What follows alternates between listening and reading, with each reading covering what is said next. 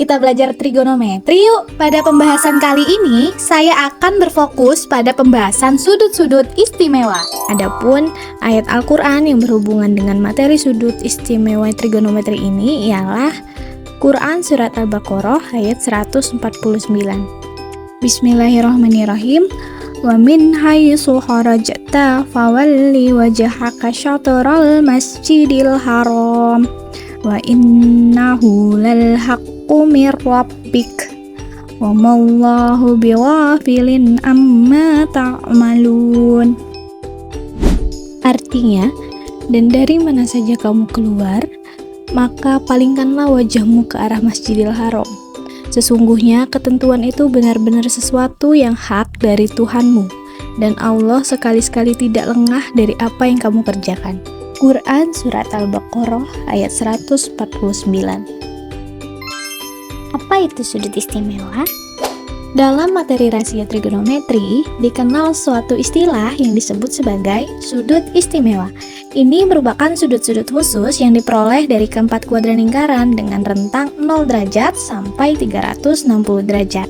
Mengapa sudut-sudut itu bisa dikatakan sudut istimewa? Sudut ini dinamai demikian karena besar nilai perbandingan trigonometrinya bisa dihitung dengan mudah tanpa mengandalkan perhitungan dan kalkulator. Rasio atau perbandingan panjang sisi-sisi di sudut tertentu langsung diketahui dengan sudut istimewa trigonometri. Sudut istimewa yang umum dikenal dalam trigonometri adalah 0 derajat, 30 derajat, 45 derajat, 60 derajat, dan 90 derajat yang terletak di kuadran 1. Namun, terdapat sudut-sudut istimewa lain yang terletak di kuadran 2 hingga kuadran 4. Mari kita simak pembahasan sudut istimewa pada kuadran 1 sampai kuadran 4. Sekarang yuk kita lihat diagram dari sudut-sudut istimewa pada kuadran 1 hingga kuadran 4. Perhatikan, sebelumnya aku ada tips nih, agar kita mudah untuk mengingat sudut-sudut istimewa yang ada pada kuadran 1 hingga kuadran 4. Tipsnya yaitu dengan mengingat pola plus 30, plus 15, plus 15, plus 30. Nah, kita mulai ya dari kuadran 1 terlebih dahulu. Kuadran 1 itu dimulai dari 0 derajat. Dengan pola tadi, maka sudut selanjutnya itu adalah 30 derajat, lalu 45 derajat, 60 derajat, dan 90 derajat. Lanjut ke kuadran 2, gunakan lagi pola tersebut sehingga sudut selanjutnya ialah 120 derajat, lalu 135 derajat, 150 derajat, dan 180 derajat. Pada kuadran ketiga, kita gunakan pola yang sama, sehingga sudut selanjutnya adalah 210 derajat, 225 derajat, 240 derajat, dan 270 derajat. Pada kuadran terakhir atau kuadran 4, dilanjutkan dengan 300 derajat, 315 derajat, 330 derajat, dan 360 derajat. Lalu perlu diketahui bahwa daerah kuadran 1 memiliki nilai sinus, kosinus, dan tangan positif. Pada kuadran 2 yang positif adalah sinus, pada kuadran ketiga yang positif adalah tangan, dan kuadran 4 yang positif adalah kosinus. Nah, jadi itu dia sudut-sudut yang ada pada kuadran 1 hingga kuadran keempat. Untuk pengilustrasian salah satu nilai dari sudut istimewa, yakni di sini kita akan gunakan sudut 45 derajat. Pertama-tama yang dapat kita lakukan yakni dengan cara kita sediakan sebuah persegi dengan panjang sisi 1, kemudian tarik garis dari titik A ke titik C dengan kemiringan 45 derajat. Sehingga dengan dalil Pitagoras kita dapatkan bahwa panjang sisi AC adalah akar 2.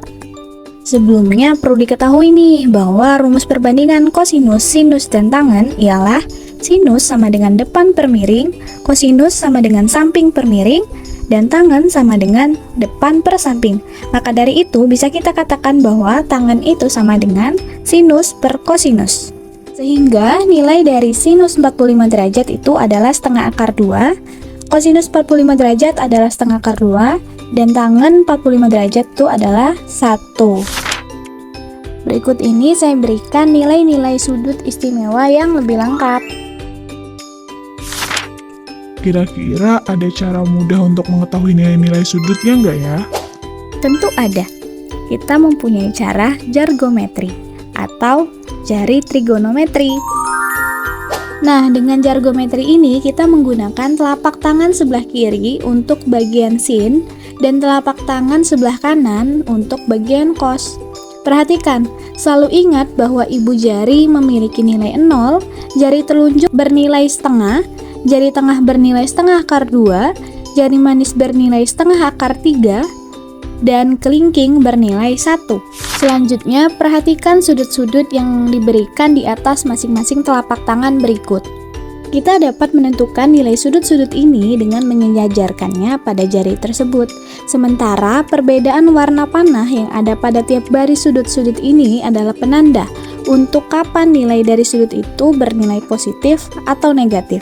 Panah kuning disimbolkan untuk yang bernilai positif dan panah hijau disimbolkan untuk yang bernilai negatif.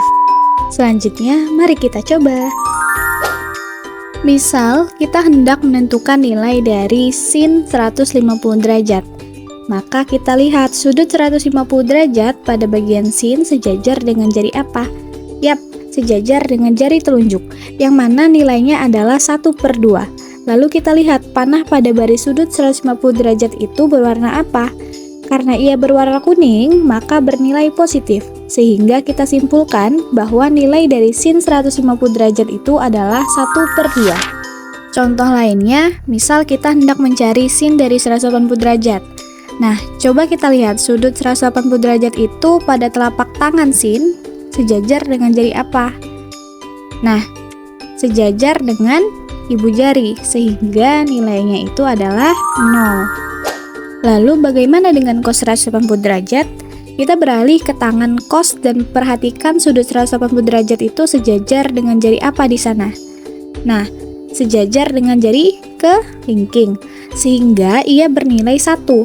Lalu dengan melihat panah pada baris sudut 180 derajat yang berwarna hijau, maka dapat kita simpulkan bahwa nilai dari cos 180 derajat itu adalah -1. Dan bagaimana dengan nilai tan-nya? Kan sebelumnya sudah sempat dibahas bahwa tan itu sama dengan sinus dibagi dengan kosinus. Maka jika kita ingin mencari tangan dari 180 derajat, kita tinggal membagi nilai dari sin 180 derajat tadi dengan nilai cos 180 derajat, yakni sama dengan 0 dibagi dengan -1. Sehingga kita simpulkan nilai tangan 180 derajat itu sama dengan 0. Nah, itulah penjelasan dari saya mengenai sudut-sudut istimewa. Terima kasih telah menonton.